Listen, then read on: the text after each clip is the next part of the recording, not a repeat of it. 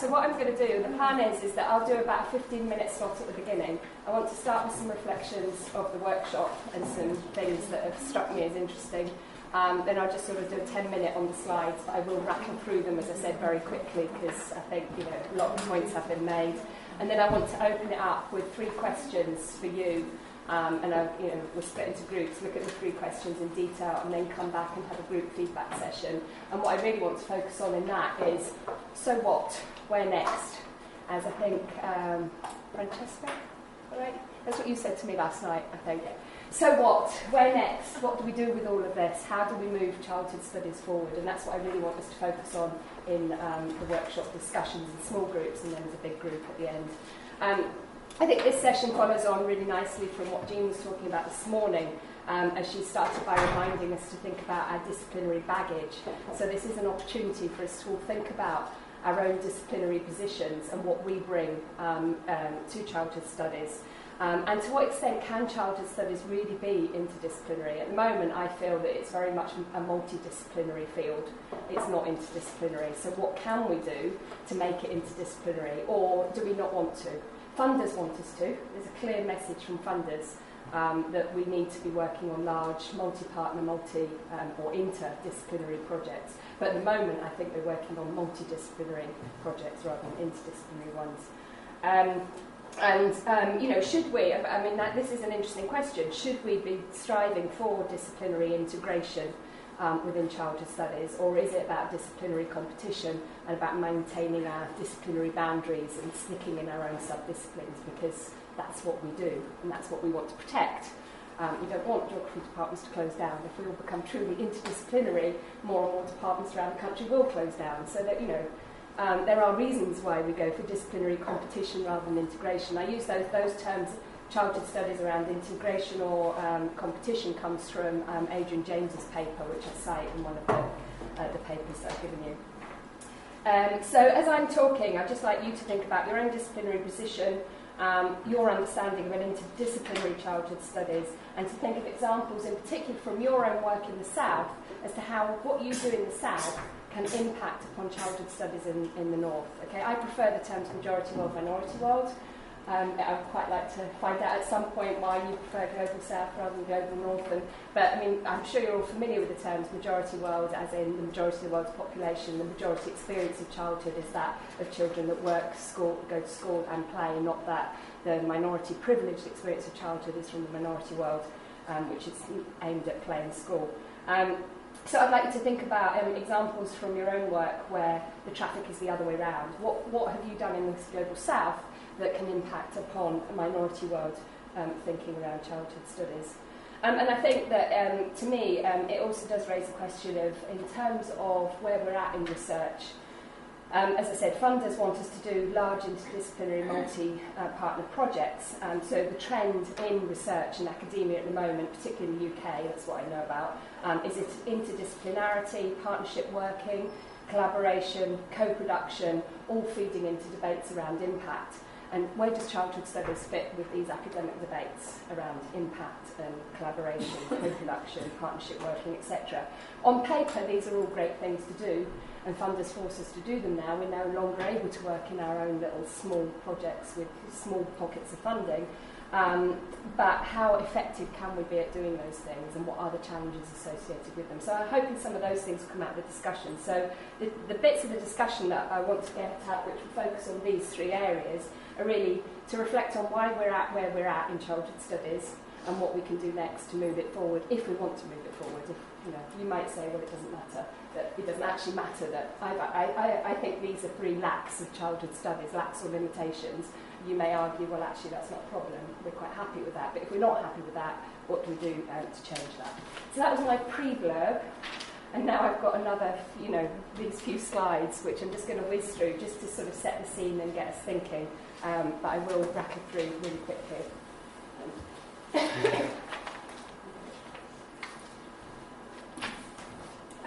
So I think up until now, I feel that the 2 literatures from minority world childhoods and majority world childhoods are very separate, apart from a few exceptions. But even the exceptions are often distinct chapters. They're not integrated chapters. They're, the couple of examples at the beginning, you literally have, you know, a chapter from one world area and then a chapter from another. And sometimes, like in the Global Perspectives book, we had alternate chapters, minority world, majority world, minority world, majority world, and then a chapter that did try and pull them all together and look at some common themes around power, agency, identity, that looked across minority and majority world divides. But it was still discrete chapters on different areas. Cindy Katz's work in the US is obviously one of the very rare direct comparisons of change in childhoods, but that was a retrospective comparison. She didn't set it up initially as a comparison. It came out latterly as something that she did. It was never set up to be comparative in the first place. And then there are some other examples, and perhaps Chawla's work is one of the clearest examples where a direct comparison between different cities and different parts of the world was made. But Telling Young Lives, again, is these just juxtaposition of different chapters from different world areas. So I think, for me, personally, what I'd love to see in childhood studies is much more direct comparative work between majority and minority world childhoods. I think it's possible. I had a PhD student that compared well-being from German children and Tibetan children living in India, and she did a brilliant study of cross-cultural study of children's well-being. And I think up until now, everyone's been too scared and says, oh, majority and minority worlds are so different, you can't compare them, you're not comparing like you'd like. But I think this workshop has shown that actually the time has come to grapple with some of that. Whether you call it dialogue because you're afraid of the word comparison and all that entails, that's, you know, conversation between cases, however you want to frame it. But personally, that's where I'm at now. And I won't go on about this because I think the point's been made, but I feel that the generational order has been very much under-theorised.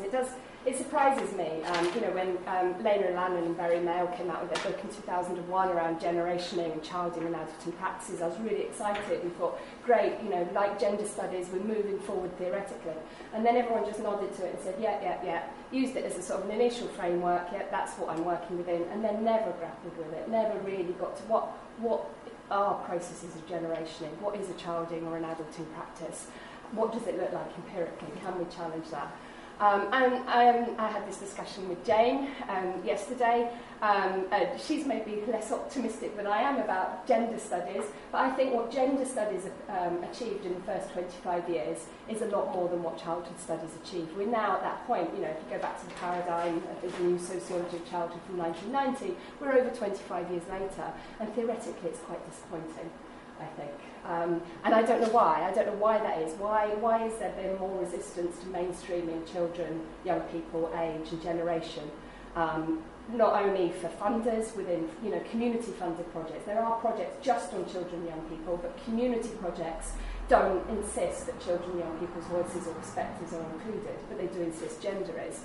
And even within disciplines. So I send an article to sociology, and they ping it back. They don't even bother to send it out to review because they say there's specialist journals for this kind of thing. Send it to childhood or children's geographies or whatever. You know, and they don't even bother to consider it.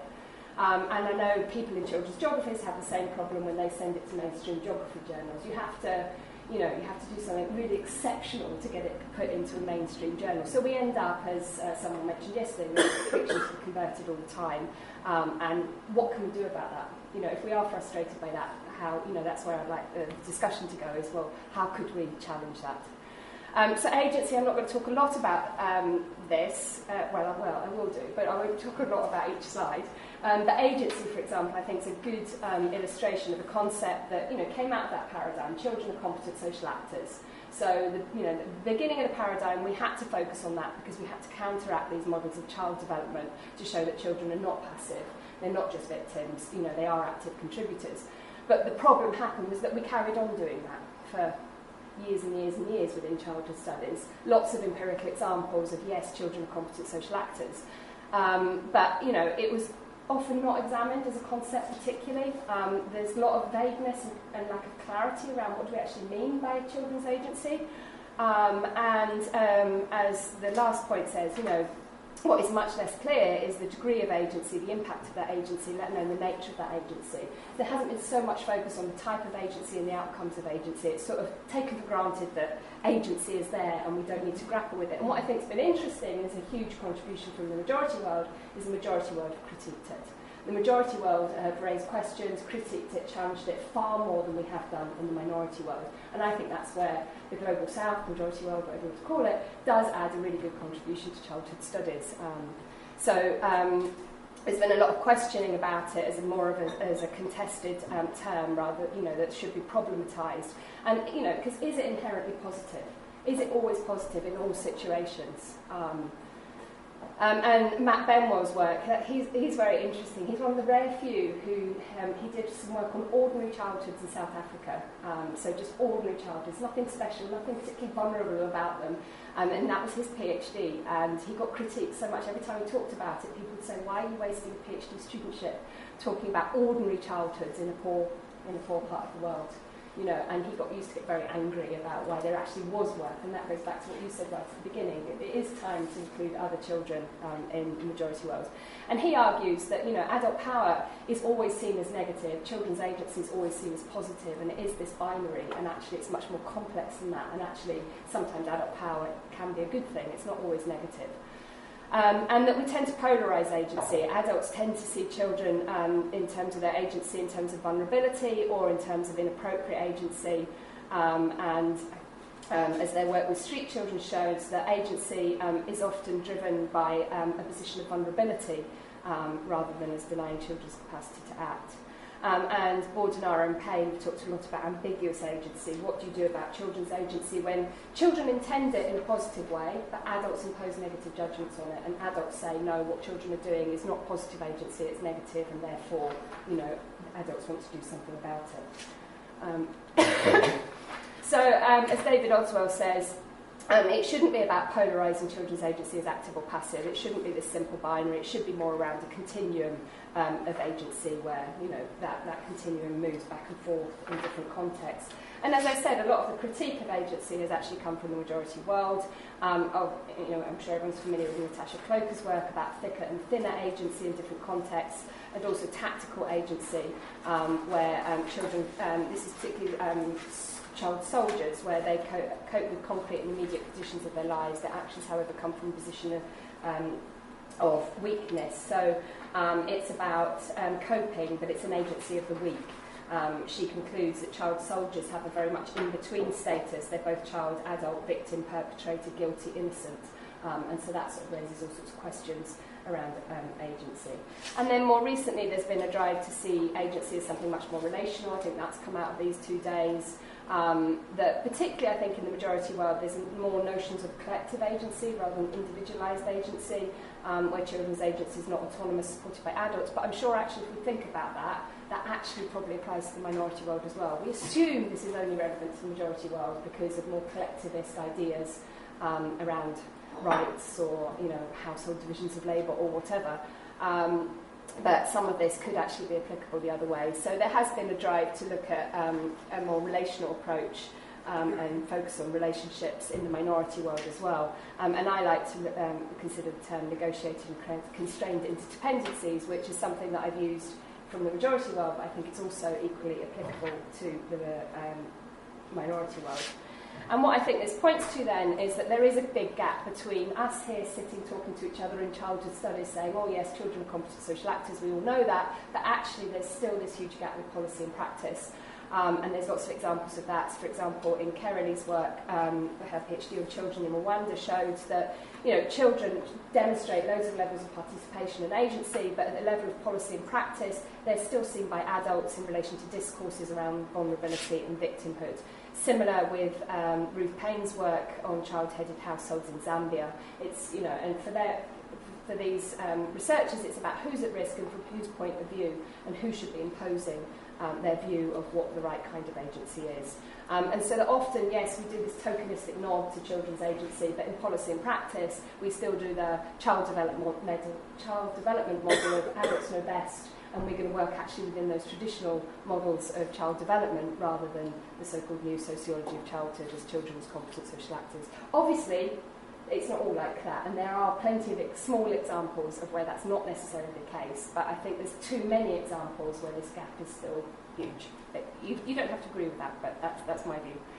So what I'd like us to consider in the workshop today is how do we explain this gap? Why is there this persistent gap between the sociology of childhood or childhood studies, views of children as competent social actors, and policy and practice? Possibly it's because Children's agency does need to be understood from adults and children's perspectives. I think Jean made a really good point this morning. We've got to move away from just listening to children's voices. We have kind of done that. We've got to go back to incorporating the generational order and not just get adults' views as in parents and teachers. It's policymakers, it's practitioners, it's at government level, it's at structural levels as well as at more micro levels.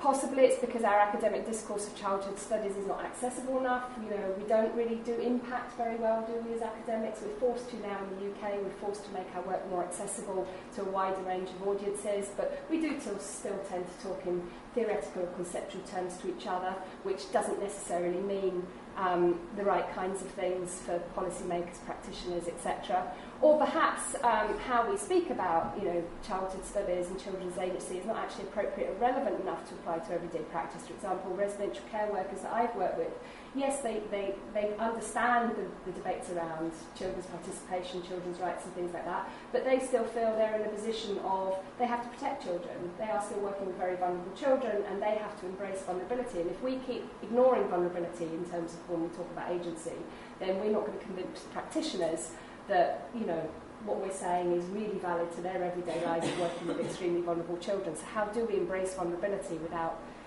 jeopardising what we're saying about agency? But perhaps it's because we have overemphasised agency in childhood studies and not located it firmly within the generational order and all the implications of what that means in terms of power, etc.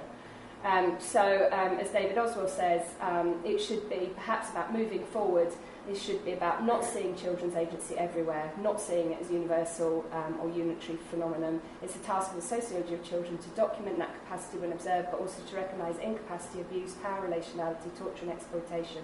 But the task also relies on the recognition of children's dependency.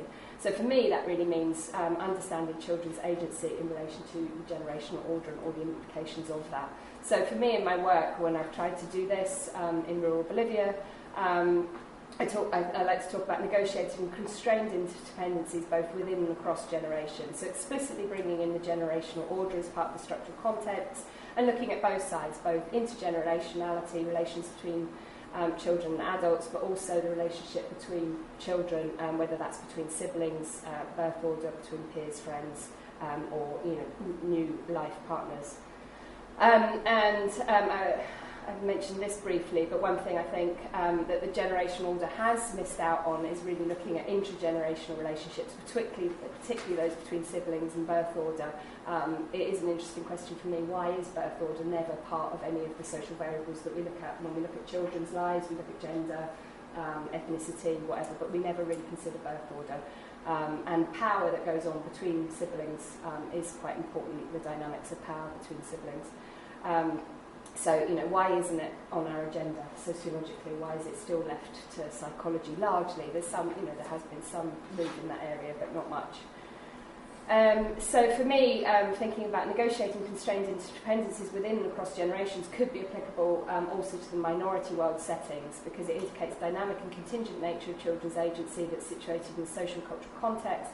It's about both opportunities and constraints, the positive and negative aspects of agency and interdependencies, and it's located firmly within the generational order, so it's very much a relational view of agency that incorporates inter- and intergenerational relationships. So for me, this is just one example of how you can have better dialogue between what's learned in the majority world and how it could be applied to the minority world. So the three questions I now have for you that I'd like you to solve and answer and debate are, despite the wealth of empirical material which has emerged across the subdisciplines of childhood studies over the past 2 decades, why is there still a lack of interdisciplinary dialogue in the field? So that's one to ponder. Why is that the case? Why are we multidisciplinary, not interdisciplinary? Despite many positive moves forward, why does there continue to be this gap between academic discourse of childhood studies and arenas of policy and practice? And thirdly, despite there being many empirical studies of childhoods in the minority world and separate studies exploring majority world childhoods, why have the two literatures separately emerged rather than benefiting from learning across cultural contexts? And my view is, You have a lot of children's geographers, for example, or sociologists of childhood that focus on the minority world context, and then you have people from either development studies or anthropology that focus on majority worlds, but they tend not to use the same literatures. If there is any sharing of literatures, it's majority world researchers drawing on literature from the minority world, but never vice versa. Most people, I think, minority world researchers of childhood just think, well, it can't be relevant, because that's about street children, child soldiers, whatever. That's not relevant to everyday childhoods in the minority world. So I'd like you to ponder in groups the why we're at this position, and reflect on that. Why is it that we've got ourselves a bit stuck in childhood studies 25 years on? Why are we in this position? But more importantly, to spend some time discussing, so what?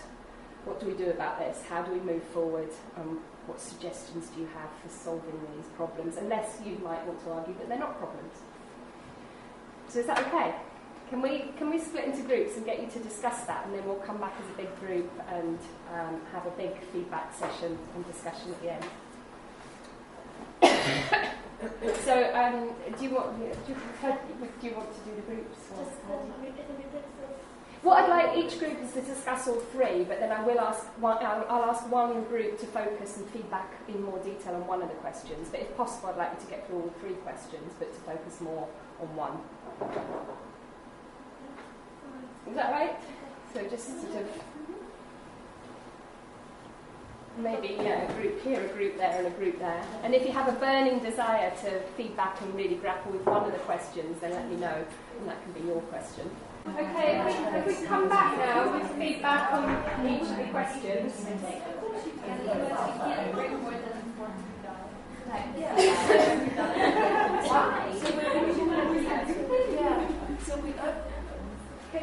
So what we'll do is we'll go through the questions. We'll probably take question 1 first, and then question 3, because actually I think there's overlap between those two questions, and then we'll end with question 2.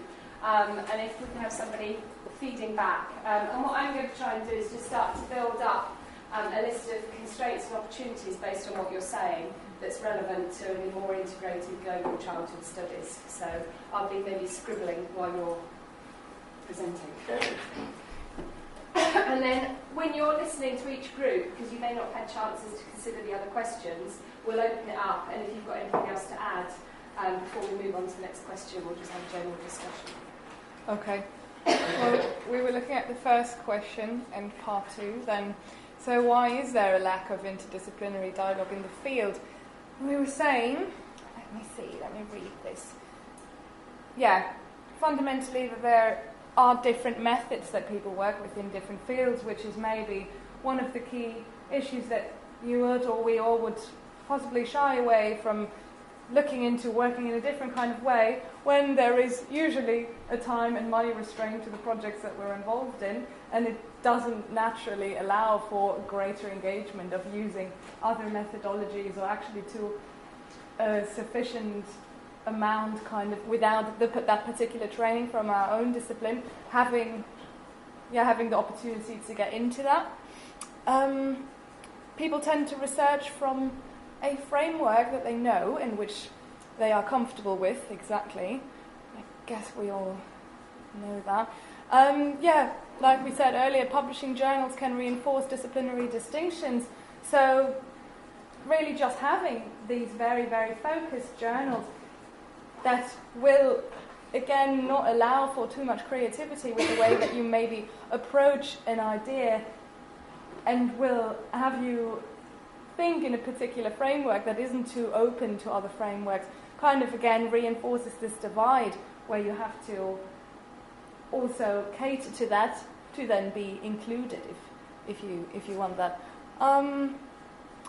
Fear of stepping outside the area of expertise or your own network. Our own disciplinary training can be very valuable, just also stressing that is indeed the case, and we wouldn't think that it would be helpful to just get rid of all disciplinary distinction, but that it is great to have people working within different fields and with different skills and methods, just to have a more positive point.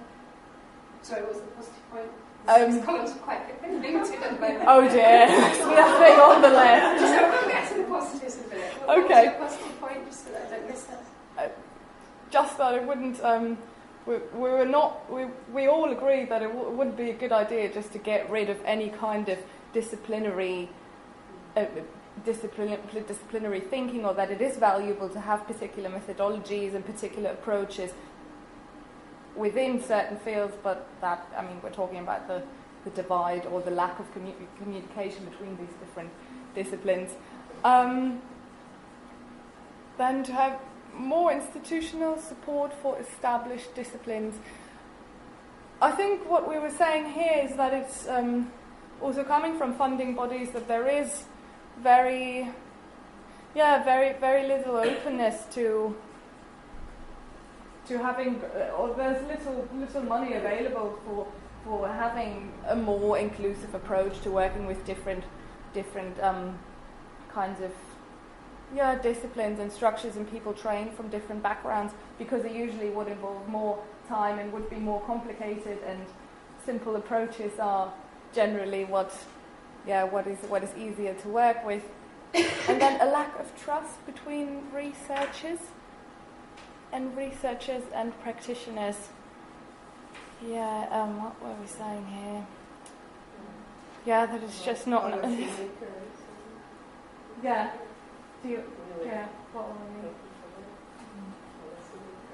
It's kind of moving a little bit into the second question.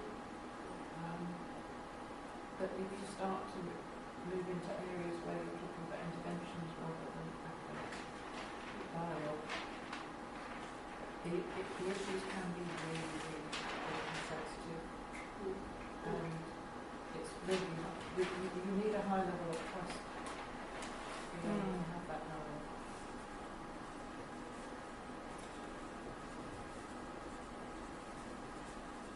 So moving now more into your positives.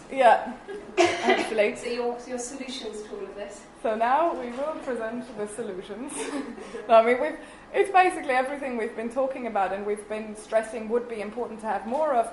What I just said, to have more interdisciplinary teams that are inclusive of people from different backgrounds, and that really stress that there is a need for example, policymakers to work with anthropologists, to work with sociologists, to work with whomever else there is. I mean, there's so many disciplines even here at this workshop, which we were saying is a great start already to have, just to have people coming together and to see, okay, we're all working on such related issues.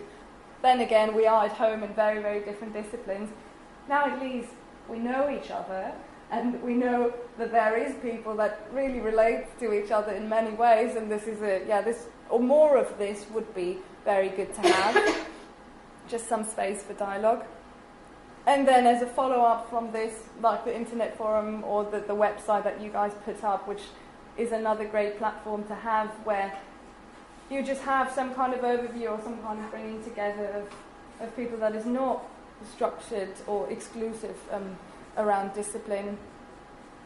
Recognising diversity between spaces, both intellectual and geographical and geopolitical. Sorry, I didn't write this, so it's always like when you're writing the point that someone summarised. What were we trying to say here? I was saying that one of the reasons why anti-communist exists is that people tend to think that it's one thing or another, but actually within spaces there's a lot of diversity, and if you can start with a recognition of the diversity that exists within spaces, that might help them to kind of get beyond these kind of binary ideas of it's either this or that.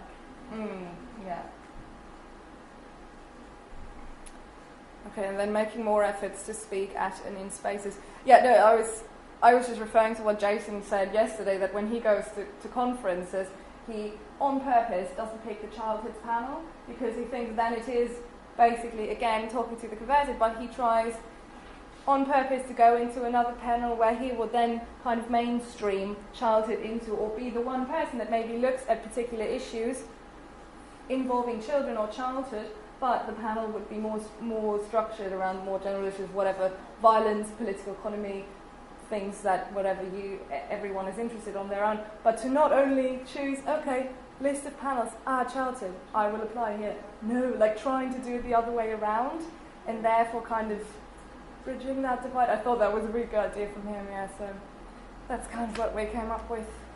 Anything else that's sprung to anybody that's listening? I mean, I presume your group will have some overlaps anyway, because it's sort of similar kinds of issues, but anything else that springs to mind that you want to add as a pro or a con? Should we move on? Okay, we'll move on. Right, so I'll just stay here. Yeah. Okay, so we dealt with question 3, and first of all, we wondered whether if the two literatures were really separate, because academic PhD students in the majority world, you see I'm confusing it now with the majority south, in the majority world do draw on minority world literature. In fact, they probably draw on minority world literature possibly more so than they do on literature from their own context.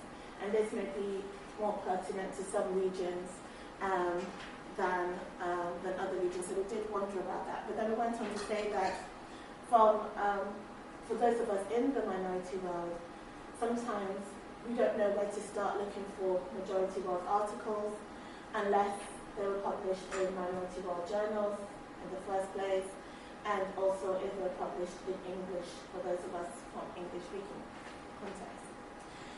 The point was also made that in some countries, in particular, we were talking about Zambia at the time, there isn't any literature, or there's very, very little literature coming out of the country because childhood studies is not seen as something that is important, and the only literature that Caroline was able to find on Zambia, on childhood in Zambia, came from writers who came from the minority world and were also working on Zambia.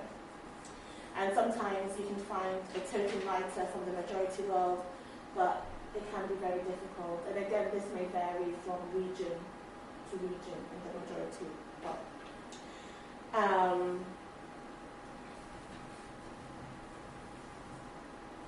A point was also made that if there is a separate majority world literature, in some contexts it might be smaller, so it might be unfair to compare that literature and on childhood studies to what is found in the minority world. And then there were issues of PhD students and academics in the majority world having access to up-to-date literature, the inability of their institutions to pay for extremely expensive journal bundles, and all of that has an impact on their ability to engage with literature coming from the minority world, and also has an impact on the ability to get published in top journals because they might be drawing on very out-of-date literature. And so, yeah, I think that's what we talked about.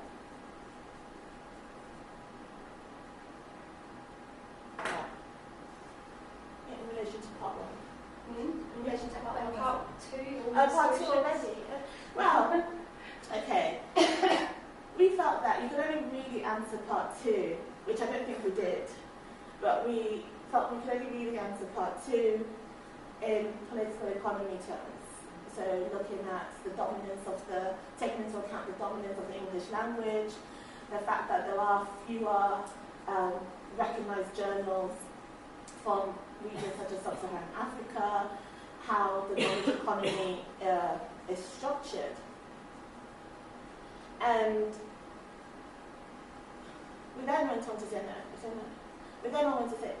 say something about how there's been a one-way exchange of knowledge, and the minority world focuses on the majority world in relation to charter studies, and then the majority world also focuses on the majority world, but we don't have many majority world authors, PhD students, academics focusing on childhoods in the minority world, and that maybe we need to do that in order to understand where the commonalities and differences. And I don't know how that came into part 2.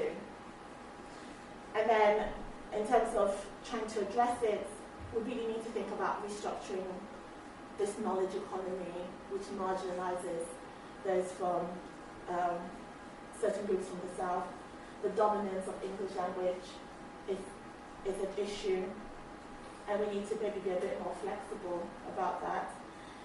And maybe the promotion and the rise of open access articles may help to address some of these issues. I think that's as far as we got. That's great. Anybody else got anything else to add to either side of that debate? I think the point about the minority world. Minority world working in the majority world in terms of othering, in terms of difference, in terms of diversity. And I think the point two is that it's following on from one of the themes that we sort of pursued throughout is that the history of Genesis, the history of childhood services, there's this enormous focus on difference and diversity, and that's been hugely important and will continue to be hugely important. But what perhaps we need to be pushing for in the future is to balance that with a more positive effort to also look at similarities as well, so that there is that cross-fertilisation. So it's not this overwhelming dominance of concepts that develop in a particular intellectual environment that are utilised for better or for worse, developed, enhanced, renegotiated in the majority of it. It's also a case of saying, how does the other way work, and how can that be facilitated? So I think that's how that came into part two. I missed it. What did you mean? I missed the point about finding a token writer in the majority world. I wasn't sure. I think we were just trying to. It's actually a constraint. We were just commenting for all of us. You might find one or two authors who's written about a particular context from that context, but they may not be writing about childhood at all. And it's kind of this token person, like, oh, well, this person's the Ugandan author, as if there was just one scholar who wrote about that place.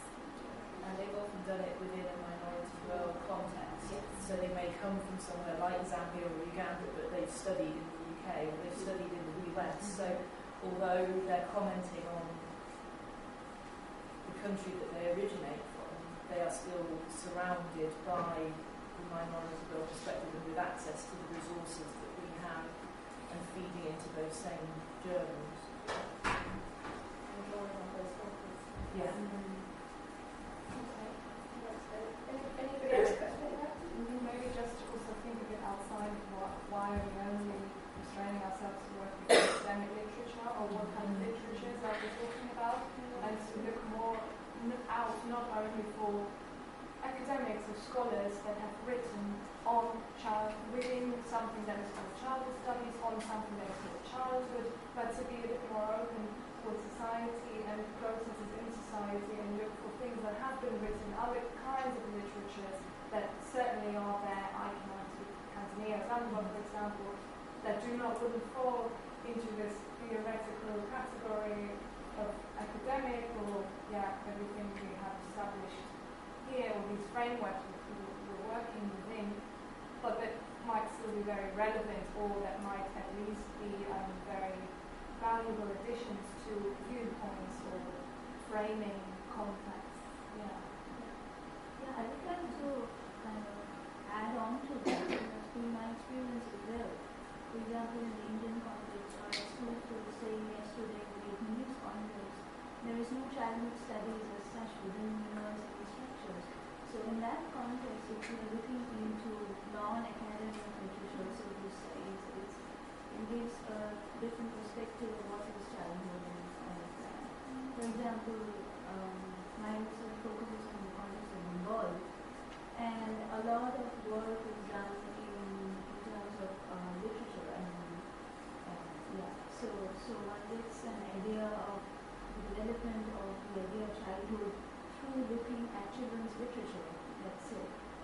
There is no academic writing as such in terms of sociology of childhood. So then Francisca's point is really relevant. What kind of literature are we looking at?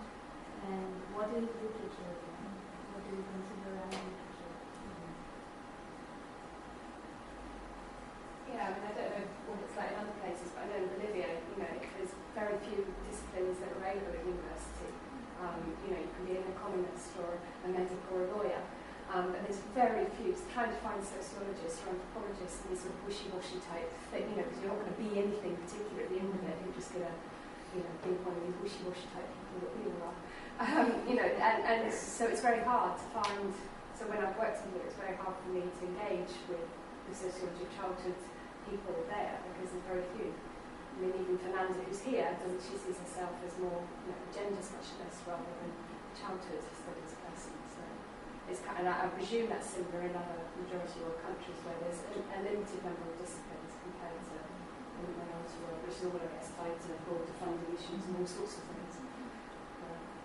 But so not only are we preaching to the converted here, maybe we need to do more, not just mainstreaming within our disciplines or not just within our disciplines, but within maybe majority world structures. That as you say, it's not childhood studies are not recognised or not taken seriously or seen as important in other contexts. This is also the same in Saudi Arabia. We have the sociology department, but sociology of childhood. We used to have a course in sociology of childhood, and then they decided that it shouldn't be there, so it's now family and childhood. And this is, where they see childhood as part of the family. They can see it outside. And this is, it's a good thing because it limits. You don't have a network. You don't have people to work with in this area.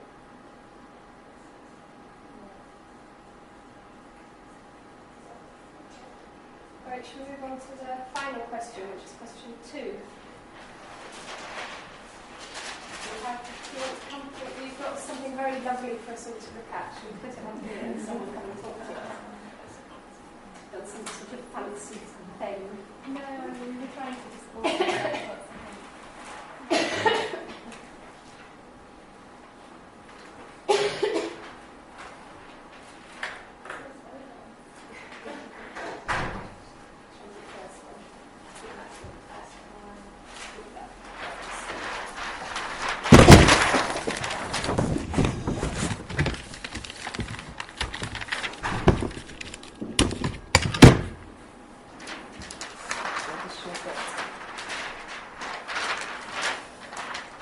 So I'm not sure our points are ordered in a particular way, but some of the things we were looking at the gap between academic discourse and policy and practice.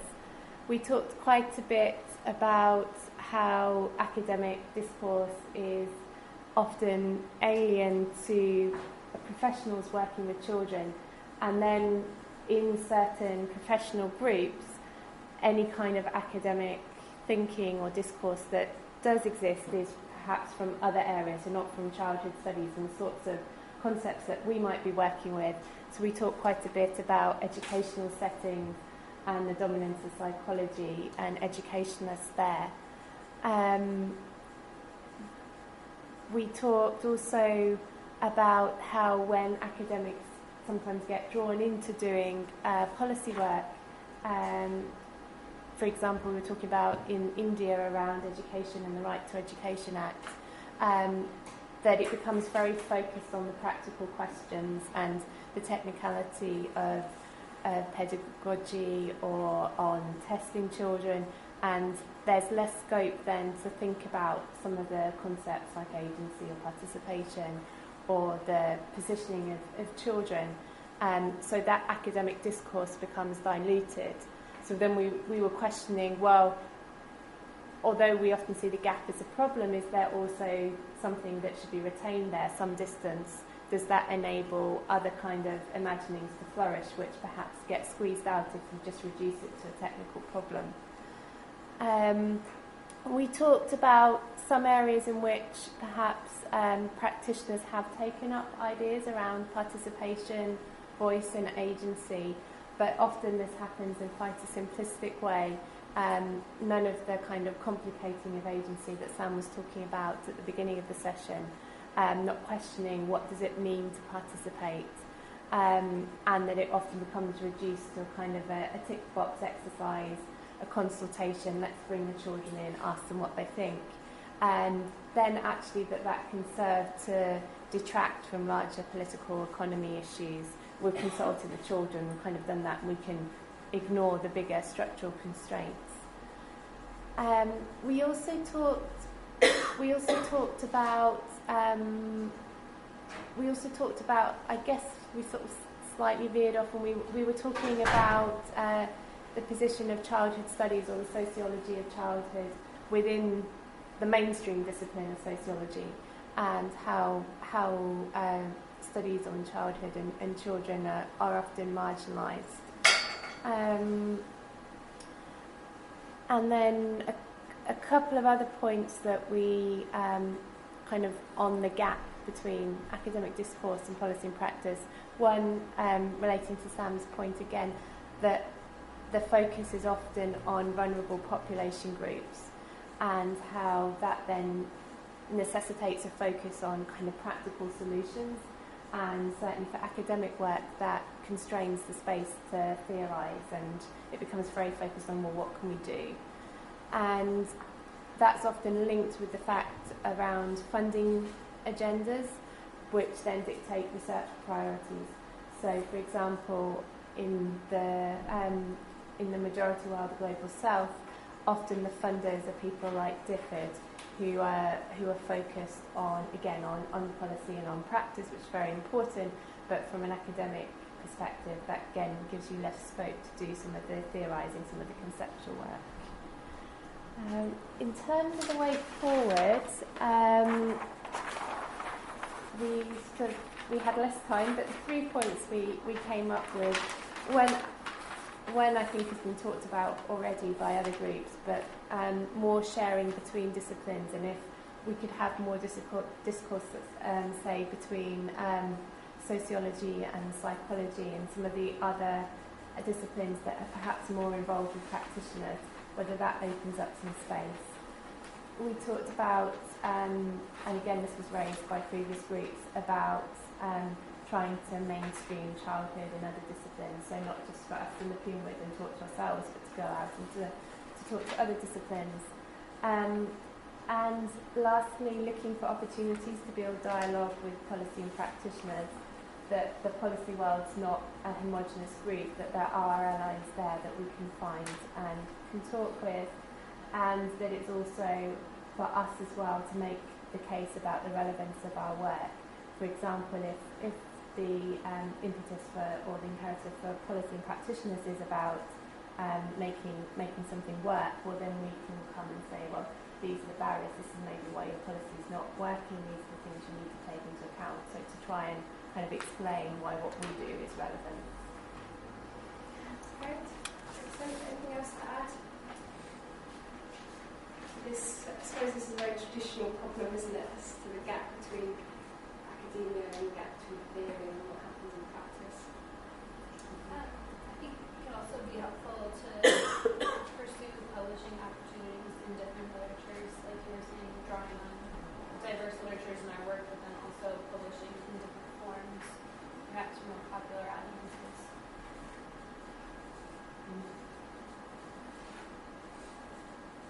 Anything else?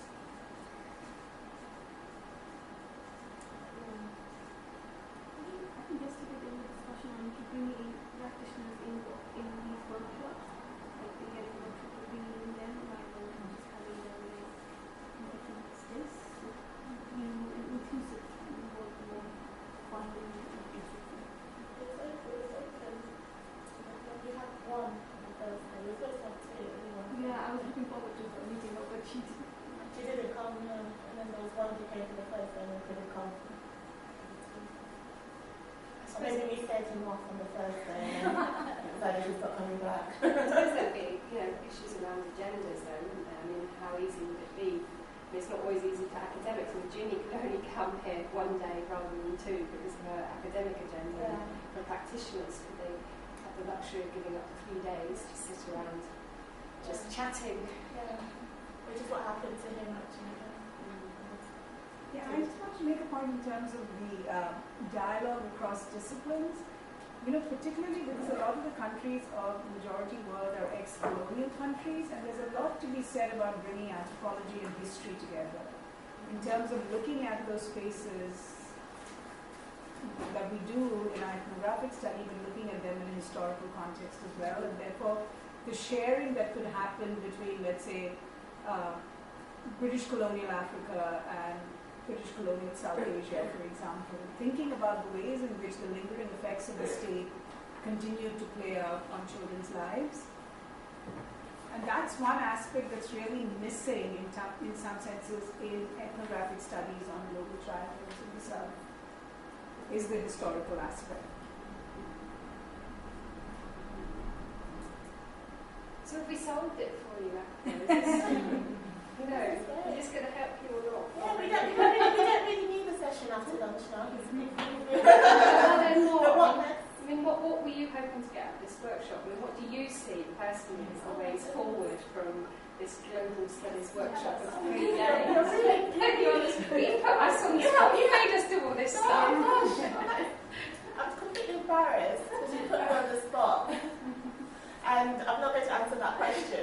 But fair enough. Resistance to counteract. No, but I think in terms of it's certainly gone a long way to addressing some of the questions I have. I think I have even more questions than I probably had on the first day, and it's led to lots of reflection for me, and I'm going to spend the next few months reflecting. But there are certain things that, as part of the grants that I got, I'm going to be pursuing as outcomes of this workshop. And I think I said on the first day, it's really important to have a meeting like this, and I think bringing in policy makers will be very important. Not here, not in Sheffield, not in England, but somewhere in the South, in the majority world. Now I'm confused, as I just say in somewhere and not here. And or ex-colonial country, I should say. I don't know what to use, but somewhere else. And I'm really keen on doing that, possibly somewhere like Latin America or somewhere like that. It seems like a good place to have a meeting like that, and bringing academics working in different languages, from different disciplines, but also policymakers and practitioners as well, together for that kind of meeting there. And I think that would be a good place to start. And then obviously an edited volume, being where there's so much work, it seems like that would be a good place to start as well. And one of the things that I put in the grant application was trying to ensure that collaboration and mentoring between early career academics and established academics. So in the edited volume, we want to have early career academics as one of the editors. So it would be a mixture of established and early career, because that's how I learned about academic book publishing, by working with somebody who was more established than I was. And I think that's the way to go. And and then the virtual network and using it, that's also open to policymakers as well, so making it active. And Teresa and I have been trying to do it and it's not working. So we want to understand why people have joined it and they seem to be logging in to do something. I don't know what they're logging in to do, but they're not logging in to talk. I don't know what they're logging in to do at all. And then I think this whole dominance of the English language bothers me. And one of the things that the website needs to do is to upload resources, especially articles which are open access, not just in English. And we've said specifically French and Spanish, but actually any language is fine, and already there's something there in Spanish that was submitted. And these can be uploaded by non-academics as well, things that they have written in their field.